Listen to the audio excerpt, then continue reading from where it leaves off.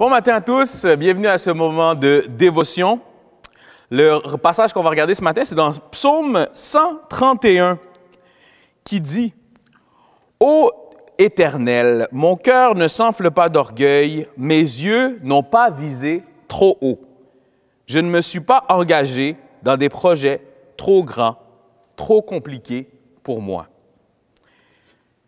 J'imagine que vous avez pris peut-être, je ne sais pas, des résolutions cette année, mais peut-être que vous êtes un peu comme moi. Moi, je suis une personne ambitieuse, j'aime me fixer des objectifs, j'aime me fixer des objectifs élevés.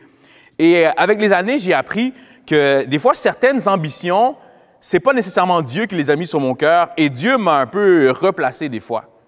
Ça a été une bonne chose, ça a été très bénéfique. Et des fois, ce passage-là me parlait parce que ça me disait, est-ce que des fois, on a des ambitions qui sont trop grandes? Des ambitions qui sont trop grandes. Qu'est-ce qui arrive lorsque nos ambitions sont trop grandes? C'est que tu prends inconsciemment la place de Dieu. C'est que ça, un petit peu, ça commence à faire ta tête enfler de dire, moi, là, je vais avoir des ambitions tellement grandes que finalement, Dieu prend le bord. Et le danger, c'est lorsque tes ambitions sont trop grandes, l'œuvre de Dieu ne peut plus prendre place. Tu prends la place de Dieu et l'œuvre de Dieu ne peut plus prendre place.